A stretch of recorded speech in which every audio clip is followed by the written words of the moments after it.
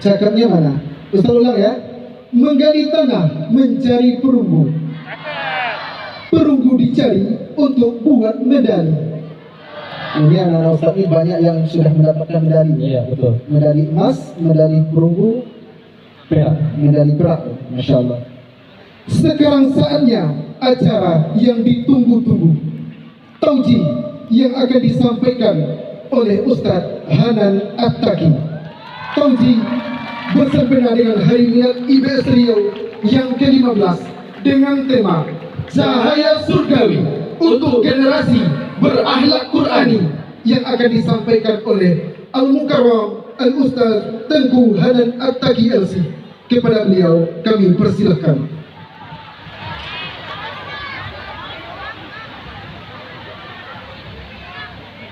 Yang saya muliakan dan kita hormati bersama ayahanda kita,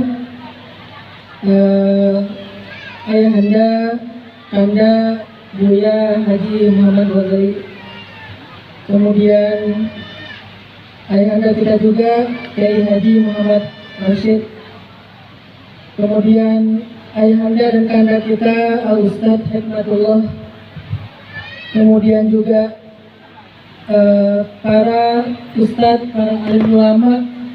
Di sini ada sahabat saya Ustadz Firman, ada Bapak Haji Amirul, kemudian banyak lagi nih para masyayikh, para kiai, para guru, dan sahabat-sahabat anak-anak muda yang hadir di sini. Assalamualaikum warahmatullahi wabarakatuh. Alhamdulillahirabbil alamin.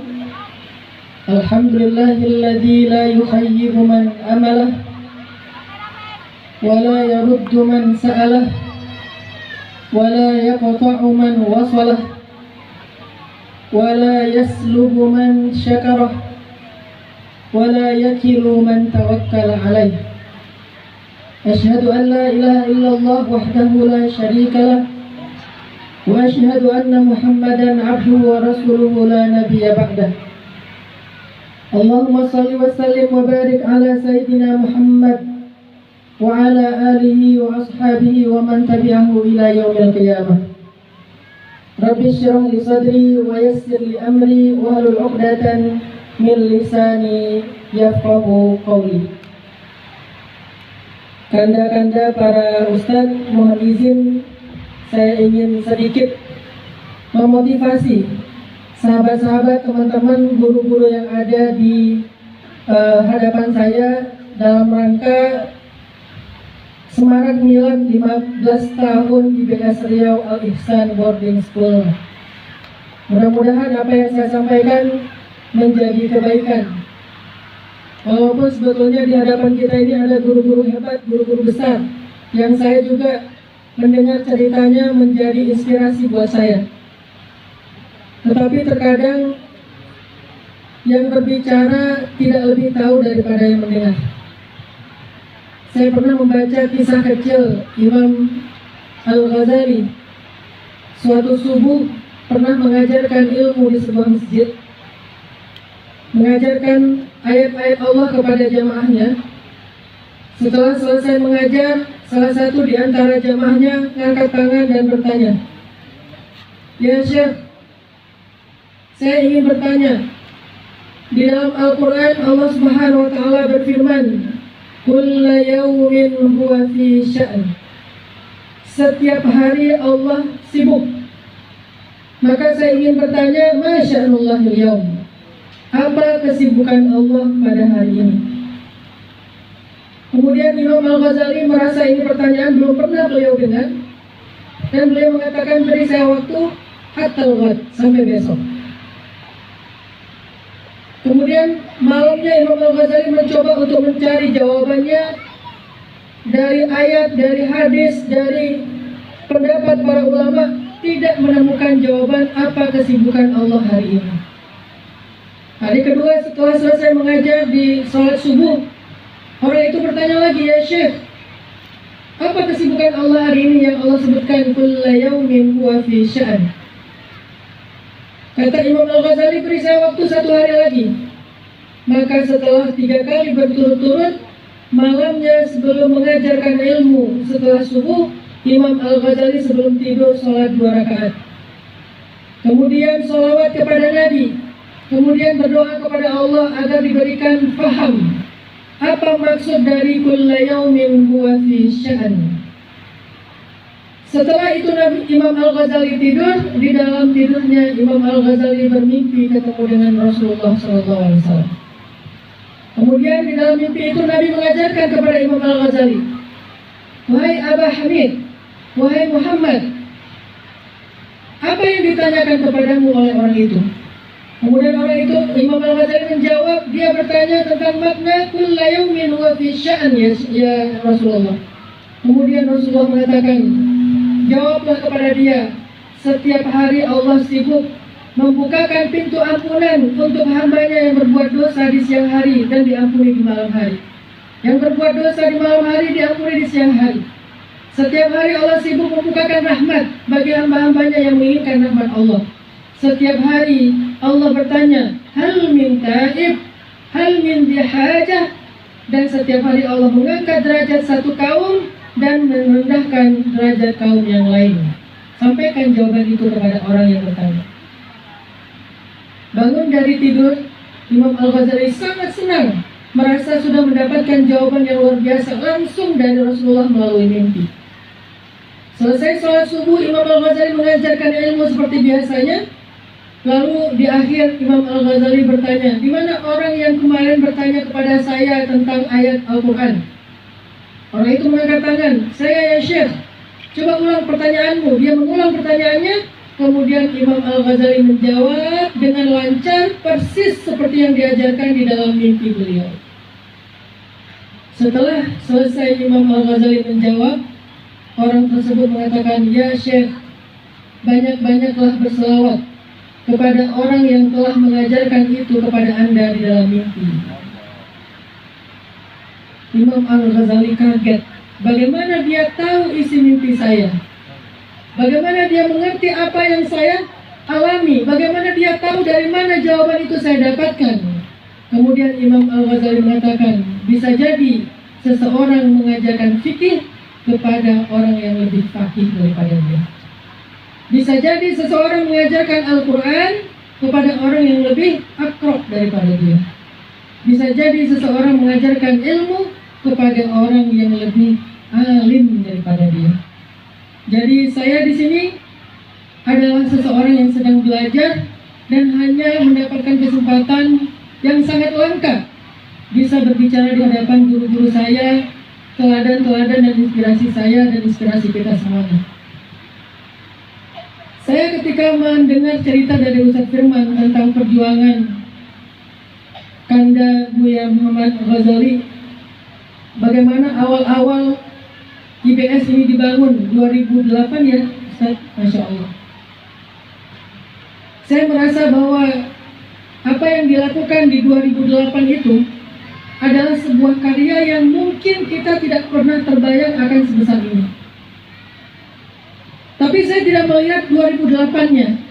Saya melihat adalah Ustadz Buya Muhammad Ghazali adalah wakaf ataupun buah dari pohon yang ditanam sekitar 15 atau 20 tahun sebelumnya. Beliau adalah hasil dari sebuah perjuangan dari guru beliau sebelumnya. Beliau adalah amal jariah. Beliau adalah kebaikan yang sudah diniatkan oleh guru beliau 20 atau 15 tahun sebelumnya. Dan saya yakin guru beliau bukan hanya punya satu murid, tapi punya beberapa murid, yang mungkin setiap murid itu punya karya-karya besar seperti Buya kita, Buya Muhammad Ghazali. Kemudian saya juga membayangkan dulu 23 tahun yang lalu, karena saya lulus SMA tahun 2000 ke Mesir bareng dengan Ustadz Firman tahun 2000 juga, pulangnya pun sama 2006. Walaupun lulus 2004 tapi masih betah. Jadi 2 tahun yang mau pulang dulu walaupun udah selesai. Nunggu istri saya masih S2 juga di Al-Azhar. Jadi 2006 baru pulang. 3 tahun yang lalu, sebelum kita lulus dari pondok pesantren di Aceh, guru saya, murabi saya pernah bilang gini, "Wahai anak-anakku, Ustadz tidak melihat kalian siapa yang ranking 1 hari ini, tapi Ustadz melihat kalian siapa yang akan punya karya terbaik 15 atau 20 tahun dari sekarang. Yang paling baik di antara kalian bukan sekedar yang paling besar, yang paling tinggi nilainya hari ini, tetapi yang paling baik di antara kalian adalah yang paling besar karyanya, yang paling bermanfaat, yang paling tinggi kebermanfaatannya di antara kalian 20 tahun dari sekarang." Akhirnya semua kita tertantang nih. Ini adalah speech kelulusan yang diberikan oleh guru kita, taujihat dari guru kita. Sejak itu setengah dari kelas saya itu berangkat ke Mesir. Ada yang jalur beasiswa, ada yang jalur pribadi.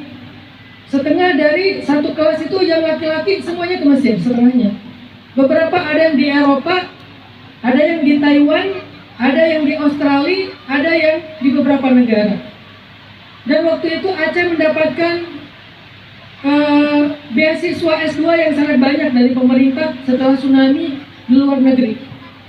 Setelah 15 sampai 18 tahun kemudian, kami pulang lagi. Di antara kami, kecuali saya, yang lain udah pada sukses, akademiknya hebat-hebat. Ada yang doktor, ada yang dokter spesialis, ada yang seorang peneliti, ada yang jadi dekan, dan seterusnya. Mereka adalah orang-orang yang hebat. Ketemu lagi dengan Ustadz. Kemudian Ustadz mengatakan, "Inilah yang saya tunggu dari kalian sekitar 20 tahun yang lalu."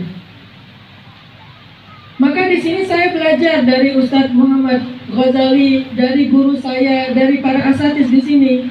Apa yang dibangun di IBS bukan sekedar sebuah madrasah. Apa yang dilakukan oleh para guru kita, asatidz kita di sini bukan sekedar membangun sebuah sekolah, tetapi membangun sebuah masa depan. Tetapi membangun sebuah fondasi peradaban. Bahkan para ulama suka menyebut madrasah itu sebagai rahimnya peradaban. Sehingga dari rahim itulah lahir para rijal, lahir para kesatria, lahir para pemimpin, lahir orang-orang hebat di masa yang akan datang 15-20 tahun dari saat itu. Dan hari ini saya melihat itu luar biasa di IBS. Punya lahan yang Masya Allah lebih dari 20 hektar. Yang awalnya 2,5 hektar, Allah mudahkan sampai 20 hektar lebih. Punya siswa yang sekarang aktif sekitar 1.500, kalau digabung dengan yang sudah lulus lebih dari 3.000. Saya hanya membayangkan Indonesia ini dipegang oleh 3.000 lulusan IBS akan jadi sehebat apa. Coba kita bayangkan 1.500 siswa IBS. Sepertiganya saja, ini hanya ilustrasi ya, sepertiganya ketika mereka mengambil peran 10 tahun lagi, 15 tahun lagi Indonesia, sepertiganya misalnya di antara mereka masuk ke dunia politik, menjadi politikus yang adil, islami, yang menjadi rahmatan lil alamin. Sepertiganya, 500 itu berarti sudah memenuhi dewan di pusat anak IBS. Sepertiganya lagi, mereka menjadi pengusaha. Mereka memiliki usaha-usaha yang sukses dengan omset yang besar, yang kebermanfaatannya balik lagi kepada umat. Maka 500 pengusaha itu sudah menjadi satu asosiasi yang besar. Yang hari ini kita mengenal sahabat-sahabat saya juga di HIPMI, teman-teman dari Kadin dan seterusnya. Mereka adalah orang-orang yang ketika berkolaborasi membuat sebuah karya besar untuk Indonesia. Sepertiga saja. Sepertiganya lagi adalah menjadi para pendidik, menjadi dosen, menjadi peneliti, menjadi guru, ustadz, ulama, dai. Akan jadi sehebat apa Indonesia dari lulusan-lulusan yang memiliki visi bahkan sejak mereka awal dididik. Jadi Indonesia ini punya harapan yang sangat besar, Bapak Ibu, teman-teman sekalian. Salah satu di antara harapan besar Indonesia itu ada di antara anak-anak muda yang menjadi siswa atau santri hari ini, di tangan mereka lah Indonesia akan menjadi sesuatu. Sehingga kalau anak muda kita sekarang menghabiskan usia mudanya hanya di depan kamera untuk joget, lalu mereka menjadi sad boy, bisakah kita bayangkan 10-15 tahun lagi Indonesia akan jadi seperti apa? Kalau anak mudanya hari ini adalah anak-anak muda yang senangnya goyang, muncul istilah part boy dan seterusnya, kebayang nggak 15 tahun lagi anak muda di Indonesia akan jadi seperti apa? Saya sejak pulang dari Mesir, dulu dapat amanah dari dosen dakwah saya. Saya punya dosen favorit. Dosen saya ada dua yang favorit saya. Yang pertama adalah Dr. Abdurrahman Uwais. Semoga beliau mendapatkan pahala syahid. Beliau terbunuh dalam Rabi'ah. Saya satu kawasan dengan beliau, tinggalnya di daerah Matoriyah. Belajar juga di masjid beliau selain di kampus. Beliau mengajarkan tafsir. Dosen kedua favorit saya di Al-Azhar itu adalah Dr. Ahmad Zaid, dokter dakwah. Sebelum saya pulang, padahal saya ngambilnya jurusan tafsir, tapi senangnya di fakultas dakwah. Sebelum saya pulang, beliau nitip satu amanah ke saya. Kata beliau, dulu nama saya di Mesir bukan Hanan, Ustaz, Bilal. Saya suka azan di perus, makanya dipanggilnya Bilal. Jadi namanya berubah-ubah. Ustaz Firman pasti nggak kenal Hanan itu mana sih, karena nggak ada Hanan di Mesir. Bilal, kata beliau, kalau kamu pulang ke Indonesia, saya titip satu amanah kepada kamu. Apa, dokter? Buatlah satu program dakwah khusus untuk anak muda di Indonesia.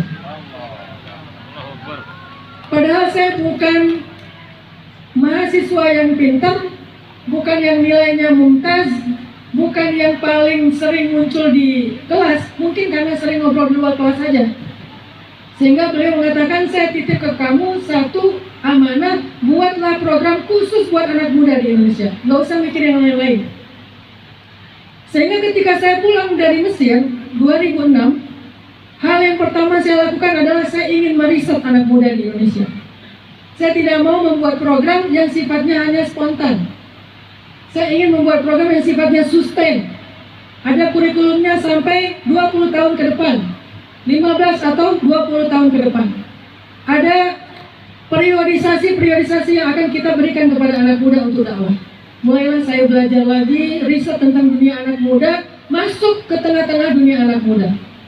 Saya mulai belajar dunia anak muda, hobinya apa? Oh, ternyata skateboard, saya main skateboard. Ustadz pertama di dunia yang main skateboard itu ada di Indonesia. Walaupun nggak penting, saya main skateboard. Setelah selesai main skateboard, senang main skateboard, mengerti dunia street culture, Rastafarian. Oh, seperti ini anak street. Oh, ini hal-hal yang menurut mereka bid'ah. Oh, ini hal-hal yang menurut mereka itu batil. Ini yang bikin mereka ilfil. Ini adalah tokoh-tokoh mereka. Sehingga saya mulai paham tentang dunia anak muda. Kata mereka, ada yang lebih tua daripada skateboard. Ustaz, apa? Surfing. Skate itu lahir gara-gara ketika ombaknya cukup kecil, mereka nggak bisa main. Akhirnya mainnya di ball namanya, main skate. Berarti ada yang lebih tua sejarahnya. Apa surfing? Saya belajar surfing. Sampai ke gulung ombak, kehantam batu, karang dan seterusnya, berdarah-darah. Sampai saya ngerti tentang dunia anak-anak surfing. Lalu main lagi anak motor, anak gunung dan seterusnya. Main free dive, cliff dive, loncat dari tebing. Yang ekstrim-ekstrim dipelajari demi untuk riset dunia anak muda itu kayak gimana. Akhirnya saya menyimpulkan anak muda itu ada 4 ring. Ring 1 adalah aktivis. Banyak di masjid, di kampus, di sekolah, di organisasi, di pesantren. Ini ring 1. Ring 2 adalah anak yang sudah ngaji, hijrah, tetapi tidak mau jadi aktivis. Ring 3 anak main, anak nongkrong, anak gaul. Dan ring 4 cenderung ke arah kriminal, baik kriminal fisik maupun kriminal pemikiran, yaitu liberal. Dari 4 ring ini akhirnya saya memutuskan saya akan berdakwah di ring 3 dan ring 4. Tidak di ring 1 dan ring 2. Kenapa? Ilmu saya terbatas. Saya nggak bisa bikin pondok pesantren karena saya bukan kiai, karena saya bukan alim. Saya hanya dai biasa. Kemudian akhirnya saya putuskan saya akan bikin dakwah khusus di ring 3 dan ring 4 dengan metode yang cocok buat mereka. Dulu di Mesir saya pernah hadir sebuah multaqo, Ustaz. Judulnya pentingnya tajdidul mustalahat di dalam dakwah. Pentingnya pembaharuan istilah dalam dakwah. Ayat yang disampaikan waktu itu, wa ma arsalna min rasulin illa bilisani qaumihi liyubayyina lahum. Menggunakan lisanul qaum, bahasa kaumnya, diksi kaumnya. Karena kaum saya ring 3, ring 4, anak main, anak nongkrong, anak jalan, bahkan cenderung kriminal seperti geng motor, saya mencoba menerjemahkan beberapa diksi dakwah ke terjemah bahasa mereka. Mulailah ada poster sharing namanya nongkrong di masjid. 2015 belum common tren hijrah. Nongkrong di masjid. Sebagian mempertanyakan, kenapa di masjid kok nongkrong? Bukannya ibadah? Bukannya iktikaf? Saya nanya, majelis itu bahasa apa? Bahasa Arab. Bahasa Indonesianya duduk bersama-sama. Bahasa anak mudanya nongkrong, sama.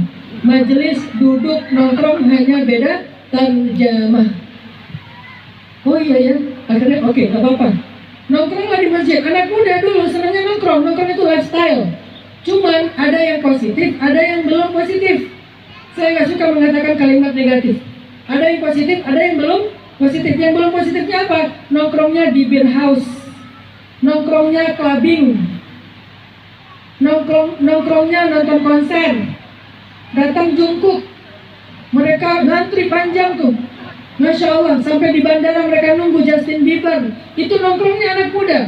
Sehingga bahasa nongkrong common di telinga anak muda. Ketika kita ajak nongkrong di masjid, mereka tidak merasa ini sesuatu yang gap. Mulailah masjid ramai dengan anak-anak muda. Ring 3, ring 4. Indikasinya apa? Perempuannya tidak berjilbab, sehingga kita nyebut bahasanya cewek, sedangkan laki-lakinya tatoan. Kalau yang datang ke majelis saya waktu itu sudah hijab panjang, saya anggap metode saya belum efektif. Kalau yang datangnya nggak berjilbab, yang datangnya dandan abis, yang datangnya tatoan, insya Allah berarti sudah sesuai dengan harapan. Allah yang mendatangkan mereka. Mulailah waktu itu gerakannya pertama ke anak geng motor di Jawa Barat. Satu geng motor jumlahnya lebih dari 50.000 anggota. Ada 4 geng motor. Dan geng motor ini sudah rekrut dari sejak kelas 1 SMP sampai S3. Karena di antara mereka ada yang dokter juga, ada yang master, but well educated. Tetapi masa remajanya, masa SMP SMA-nya, mereka tergabung dengan geng motor, bukan senang motor, senang tawuran. Karena kalau yang senang motor namanya bukan geng motor, klub motor. Beda antara geng sama klub. Kalau klub senangnya misalnya motor besar, motor matic, motor apa, mereka ngumpul dengan jenis motor yang sama. Kalau geng motornya beda-beda, tapi semangatnya sama, yaitu semangat tawuran. Ada briges, ada ekstasi, ketemu di jalan, bacok. Sehingga saya merasa bahwa siapa yang mau ngajak mereka pulang ke Allah? Mereka adalah orang-orang yang rindu ingin pulang ke Allah tapi nggak tahu jalan. Karena yang ngajak mereka pulang ke Allah teriak-teriak di atas mimbar. Mereka nggak tahu jalan menuju ke mimbar. Harus ada yang menjemput mereka ke tempat mereka. Dan ternyata mereka tidak defense. Ketika kita jemput, mereka semangat untuk pulang ke Allah. Saya bikin waktu itu masih ada almarhum Ustaz Arifin Ilham, sebuah pengajian khusus anak muda namanya Briges Berzikir. Geng motor, Briges Berzikir. Saya pikir paling ada 20-30 anak, ternyata 3.000 anggota Briges ikut ngaji dengan Ustaz Arifin Ilham. 2.000 ada di dalam masjid, 1.000-nya di luar masjid. Padahal masjidnya masih kosong. Saya tanya, kenapa kalian nggak masuk ke masjid? Apa jawaban mereka? Ustaz, kami ini orang-orang kotor, nggak merasa layak masuk ke tempat suci. Saya bilang masjid itu bukan tempat orang suci. Masjid itu tempat orang bersuci. Orang yang mutahharin, orang yang ingin menyucikan diri mereka. Maka datanglah, masuklah, nggak apa-apa. Allah Maha Pemurah, Allah Maha Penyayang. Qul ya ibadiyalladzina asrafu, akhirnya saya tausiah di luar masjid. Ustaz Arifin tausiah di dalam masjid, saya tausiah di dalam masjid. Mereka mulai masuk. Alhamdulillah sejak itu geng motor berubah menjadi ormas yang resmi, yang di dalamnya ada divisi dakwah. Untuk pertama kalinya geng motor punya divisi dakwah. dari guru saya Dr. Ahmad Zaid. Selesai geng motor, alhamdulillah empat-empatnya mereka mulai hijrah secara ofisial, walaupun anggotanya nggak 100%. Kita bikin mu'akhad baina geng motor, persaudaraan, karena itu salah satu program Nabi di Madinah, mempersaudarakan antara geng motor. Kalau dulu mempersaudarakan antara Aus, Khazraj, Muhajirin dan Ansar, sekarang antar Brigas, STC, Munrekas, GBR. Kapan terjadi acaranya? Kita kasih nama ngabuburait. Sambil nunggu waktu berbuka, kita bikin semacam konser. Waktu itu masih ada Ustadz Ahmad Heriawan, Gubernur Jawa Barat, bareng dengan Ustadz Aher, kita ajak tokoh-tokoh anak-anak geng motor, mu'akhad, deklarasi damai. Akhirnya mereka damai, selang beberapa lama kemudian pandemi. Jadi pembinaan terhadap teman-teman geng motor berhenti sejak pandemi dan kriminal mulai naik lagi. Yang terakhir, Bandung cukup mencekam dengan kriminalitas. Selain geng motor, kita mencoba untuk mempersaudarakan juga supporter bola. Mu'akhad baina Bobotoh wa Dejek, wa baina Aremania wa Bonek. Mempersaudarakan di antara supporter bola. Tahukah kita berapa jumlah supporter bola itu? Karena di Riau juga, Pekanbaru juga ada. Jawa Barat, Bobotoh itu anggotanya lebih dari 3 juta orang. Karena Jawa Barat provinsi yang paling besar di Indonesia, anggota Bobotoh aja lebih dari 3 juta di seluruh Jawa Barat. Sehingga kalau bisa mengakhadkan baina dua supporter bola ini, Masya Allah. Tapi qadarullah karena pandemi saya baru mampu sampai ke teman-teman Bobotoh. Tapi itu juga dampaknya luar biasa, bukan karena saya, karena memang mereka kangen untuk pulang kepada Allah.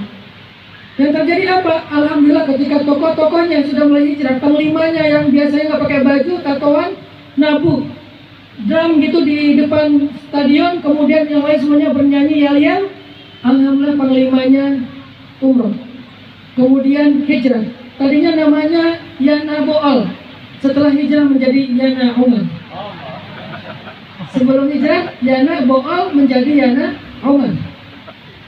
Ketika Umarnya sudah hijrah, Amirnya sudah hijrah, sebagian besar dari anggota-anggotanya yang senior-senior hijrah. Termasuk pemain Persib hijrah, mulai ngaji ke masjid kita, mulai belajar Al-Quran, mulai bikin ta'lim. Dan terakhir yang luar biasa adalah karena mereka sudah jadi basi sosial, mereka bisa merubah kebijakan. Apa kebijakannya? Merubah jam tanding.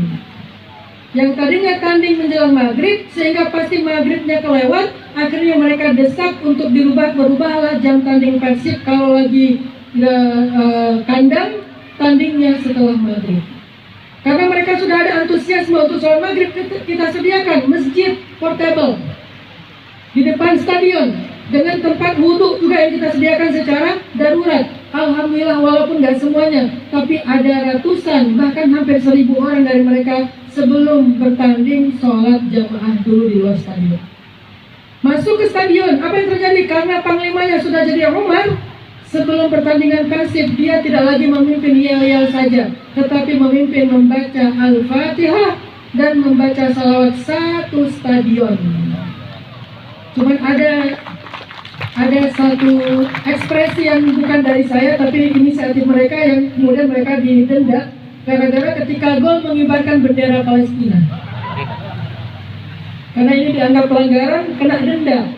Untuk pertama kalinya bendera Palestina berkibar dalam pertandingan bola. Lalu saya deketi anak-anak BFC. BFC itu Bandung Fighting Club, anak-anak klub tanding tarung bebas. Alhamdulillah ketuanya dekat dengan saya, kemudian kita diskusi bareng. Untuk pertama kalinya ada pertandingan semacam UFC, tarung bebas tingkat internasional, karena petarungnya didatangkan dari Thailand, dari Amerika, dari mana-mana, dengan petarung Indonesia. Ketika mereka menang dalam setiap partainya, alhamdulillah dari 5 partai, 4 dimenangkan oleh orang Indonesia. Saya hadir. Partai yang paling berat itu melawan petarung dari Amerika. Ketika dia dikunci, saya langsung zikir, la haula wala quwata illa billah, la haula wala quwata illa billah. Ketika dia bisa lepas, saya langsung takbir, Allahu Akbar. Aneh ini pertandingan tarungnya. Tapi Masya Allah ketika dia menang, 4 petarung Indonesia yang menang itu mengibarkan 2 bendera. Bendera Indonesia, bendera Palestina. untuk pertama kalinya bendera Palestina berkibar di ring tarung bebas. Di sanalah saya mencoba untuk berdakwah fokus di anak-anak street, anak-anak skateboard, anak-anak main, anak-anak nongkrong, pang dan seterusnya, karena saya melihat mereka kasihan. Mereka tidak mau masuk pesantren karena mereka merasa tidak mampu secara finansial. Mereka tidak masuk pesantren karena mereka merasa tidak mampu secara mungkin akademik. Mereka orang-orang yang kurang beruntung secara akademik. Akhirnya karena saya tidak bisa bikin pesantren, saya bikinlah pesan lewat tren. Bikinlah dakwah tren. 2015 akhirnya Indonesia mengalami sebuah fenomena, namanya fenomena tren hijrah. Bermunculanlah komunitas-komunitas hijrah di seluruh Indonesia. Kenapa Ustaz nggak bikin cabang, Ustaz? Pemuda Hijrah cabang Riau, cabang Padang dan seterusnya. Kenapa? Karena dalam metodologi membuat tren yang saya pahami, tren harus menjadi milik publik, tidak boleh menjadi milik sebuah organisasi.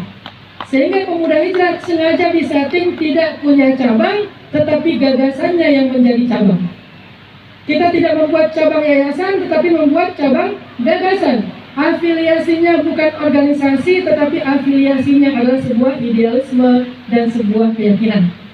Akhirnya berkembanglah tren hijrah di seluruh Indonesia. Sehingga namanya beda-beda. Ada yang datang ke saya, Ustaz kami ingin bikin cabang pemuda hijrah di tempat kami. Jangan, saya bilang. Saya tidak ingin membesarkan yayasan. Saya ingin membesarkan gagasan.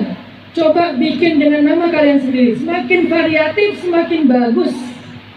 Tetapi punya keyakinan yang sama, yaitu keyakinan untuk pulang kepada Allah Subhanahu wa Ta'ala.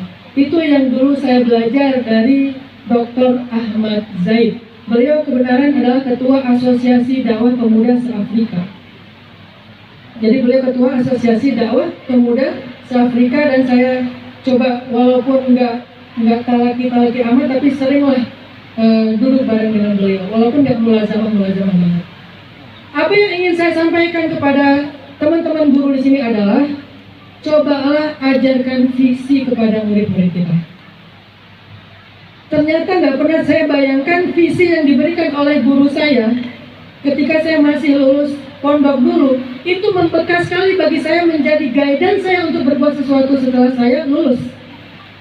Dan yang diberikan juga oleh guru saya di Al-Azhar sebelum saya lulus, itu juga menjadi guidance bagi saya untuk berbuat sesuatu setelah saya lulus. Itu penting sekali. Jadi ustaz saya di pondok, dosen saya di Al-Azhar punya sebuah pesan yang sama. Saya tunggu kamu 10 tahun lagi, 15 tahun lagi, 20 tahun lagi, kamu jadi apa, berbuat apa. Bukan sekedar mendapatkan gelar dan ijazah. Ajarkan visi kepada anak-anak dan siswa-siswa kita. Ini juga yang kita bisa baca di dalam kisah ketika Nabiullah Ibrahim alaihissalam membangun Ka'bah bersama putranya Ismail alaihissalam. Wa idh yarfa'u Ibrahimul qawa'id minal baiti wa Ismail Rabbana taqabbal minna innaka antas sami'ul alim.